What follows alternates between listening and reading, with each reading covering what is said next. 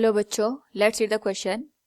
In the adjacent diagram, CP represents a wave front and AO and BP, the corresponding two rays.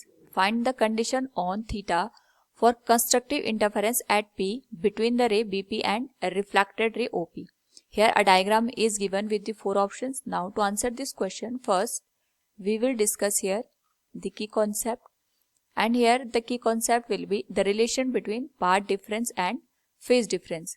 जो हमारे पास path difference होता है इसको हम indicate करते हैं यहाँ पे डेल एक्स के साथ और फेज डिफरेंस को डेल फाई के साथ. तो दोनों को अगर हम रिलेट करना चाहें we can say del phi is given as 2 pi divided by lambda into del x के. साथ में यहाँ पे हमें एक और बात ध्यान रखनी पड़ेगी कि जब भी हम बात करते हैं इंटरफेरेंस की, it is the superposition of two light waves, जहाँ पे जो हमारे पास एनर्जी होती है वो रिडिस्ट्रीब्यूट होती है. और इस केस में अगर हम बात करें कंस्ट्रक्टिव इंटरफेरेंस की, तो कंस्ट्रक्टिव इंटरफेरेंस के केस में जो पाथ डिफरेंस होता है it is given as n lambda. ये हमारे पास एन लैम्डा के बराबर लिखा जाता है. Lambda is the wavelength of the given wave. यहाँ पे हमारे पास एक सिस्टम दे रखा है जिसमें एक वेव फ्रंट सीपी को रिप्रेजेंट किया गया है और जो लाइट वेव्स है अगर हम इनकी बात करें तो जो ए से लेके ओ तक हमारे पास लाइट इंसिडेंट कर रही है ये सुपर इम्पोज हो रही है हमारे पास बी से लेके पी तक जो लाइट यहाँ पे इंसर्ट कर रही है. अब हमें यहाँ पे एक और बात ध्यान रखनी पड़ेगी कि जब हमने यहाँ पे लाइट को सुपर इम्पोज करा उस पर्टिकुलर केस में इनके बीच कुछ ना कुछ पाथ का डिफरेंस होगा. तो पहले हम उस पाथ डिफरेंस को यहाँ पे देखेंगे, उसके बाद हम वैल्यू फाइंड आउट करेंगे थीटा के. नाउ यहाँ से अगर हम ऑब्जर्व करें तो हमारे पास जो वेव फ्रंट है सी टू पी ये हमें ये बता रहा है कि बी से लेके पी तक और ए से लेके सी तक जो हमारे पास यहाँ पे लाइट रेज दे रखी हैं वो एक दूसरे के पैरेलल है, यानी इनमें कोई भी यहाँ पे पाथ डिफरेंस नहीं है.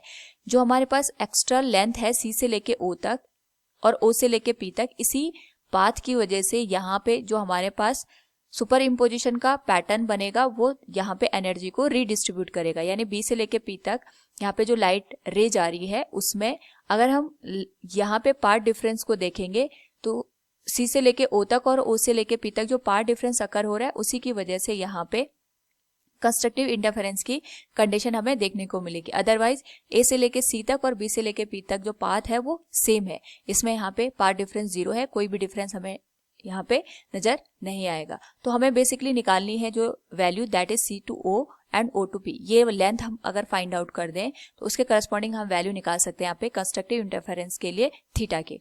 तो basically we have to find out the path difference between the light rays. तो पाथ डिफरेंस हो जाएगा, एक तो हमारे पास यहाँ पे पाथ डिफरेंस आएगा सी से लेके ओ तक, दूसरा ओ से लेके पी तक.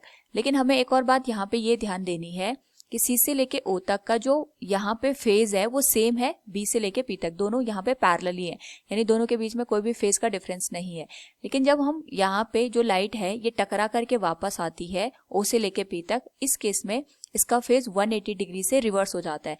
तो जो ये फेज का डिफरेंस यहाँ पे क्रिएट हुआ है उसकी वजह से जो ये पाथ डिफरेंस हम ओ से लेके पी तक लिख रहे हैं इसमें यहाँ पे कुछ ना कुछ चेंजेस आएंगे. यानी हम इसको केवल ओ से लेके पी तक जो वैल्यू है इसको केवल यहाँ पे लेंथ वाइज ऐड ना करके इसमें जो डिफरेंस आएगा we can write here path difference due to reflection. जो यहाँ पे रिफ्लेक्शन की वजह से फेज का रिवर्सल हुआ है उसकी वजह से जो पाथ डिफरेंस क्रिएट होगा वो भी यहाँ पे ओपी में ऐड होगा. तो जब हमारे पास लाइट वेव्स है वो यहाँ पे रिफ्लेक्ट होके वापस आती है तो इसका जो फेज का डिफरेंस आएगा that will B of the 180 degree, क्योंकि हम देख सकते हैं इंसिडेंट लाइट रे है और ये रिफ्लेक्टेड लाइट रे है, दोनों के बीच का जो फेज का डिफरेंस होगा we can say here phase difference between incident and reflected light ray it will be of the पाई. ये हमारे पास यहाँ पे पाई के बराबर मिलेगा और इसी पाई के करस्पॉन्डिंग हम यहाँ पे पाथ डिफरेंस निकाल सकते हैं. So we can say path difference will be, ये हो जाएगा हमारे पास del phi into lambda divided by 2 pi के. डेल फाई की वैल्यू हमारे पास पाई के बराबर है, it will B multiplied with lambda by 2 पाई, पाई से पाई कैंसिल हो जाएगा, it will be lambda by 2। यानी जब हमारे पास लाइट यहाँ पे रिफ्लेक्ट होके वापस आई तो जो ओपी वाला पोर्शन है उसमें लैम्डा बाई 2 और हमारे पास ऐड हो जाएगा। नाउ यहाँ पे अगर हम CO और OP की वैल्यू निकालें बाय यूजिंग द ज्योमेट्री, तो हमारे पास जो पूरा पार्ट डिफरेंस है इसके करस्पॉन्डिंग हम यहाँ पे कंस्ट्रक्टिव इंटरफेरेंस की कंडीशन लगा के वैल्यू निकाल सकते हैं थीटा की। तो नाउ यहाँ पे सबसे पहले हम OP की वैल्यू फाइंड आउट करेंगे। उसके लिए हम यहाँ पे एक परपेंडिकुलर ड्रॉ करके, this one will be perpendicular, ये हमारे पास पॉइंट आ जाएगा P डैश के बराबर। तो जो ट्रायंगल बन रहा है OPP डैश, ये 90 डिग्री का हो जाएगा। एंड वी नो दैट ये पूरा हमारे पास यहाँ पे 90 का है, this will be 90 minus theta हो जाएगा ये। और यहाँ से जो हमारे पास रिमेनिंग एंगल की वैल्यू आएगी it will B of the theta. तो यहाँ से हम थीटा की वैल्यू कैलकुलेट कर सकते हैं। So in triangle OPP dash, तो कॉस थीटा की वैल्यू होगी, it will be given as base divided by hypotenuse. तो यहाँ पे हमारे पास जो थीटा है इसके लिए जो बेस है that will be P dash divided by hypotenuse आ जाएगा OP के बराबर। So we can write it will be P dash divided by OP, और P डैश की जो वैल्यू है ये D के बराबर दे रखी है। सो यहाँ से हमारे पास जो OP की वैल्यू निकल के आ गई, it will be D divided by cos theta. This will be equation number first. Similarly हम यहाँ पे OC की वैल्यू निकाल सकते हैं। उसके लिए we will use the triangle OCP, ये वाला ट्रायंगल हम यूज करेंगे। ये जो पूरा एंगल है ये 2 थीटा के बराबर है, ये एंगल 90 के बराबर है। तो जो रिमेनिंग एंगल बनेगा हमारे पास it will be 90 minus 2 theta.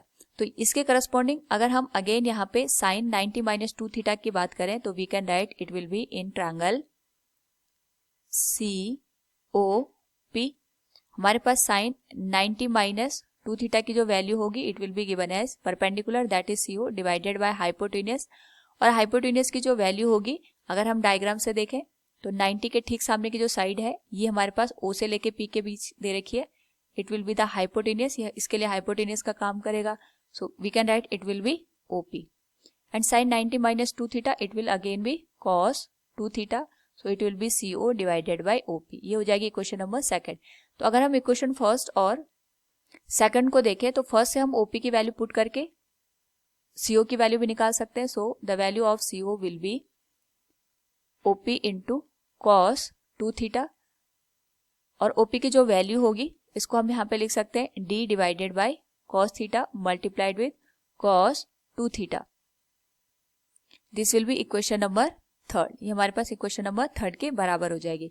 So we can say path difference निकल के आएगा, it will be given as OP की जो वैल्यू थी that was D by cos theta, CO की value D divided by cos theta multiplied with cos 2 theta, plus जो हमारे पास reflection की वजह से फेज का चेंज आया था उस फेज की चेंज होने की वजह से जो पार्ट डिफरेंस अकर हुआ that was of the lambda by 2।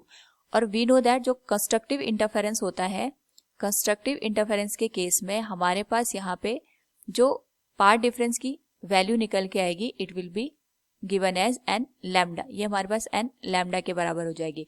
तो we can write it will be D cos theta plus D by cos theta multiplied with cos 2 theta plus lambda by 2। यहाँ पे हम सीधे एलसीएम लेके अगर इसको सॉल्व करें it will be 2 cos theta, और ये हो जाएगा 2D plus 2D cos 2 theta plus lambda into cos theta.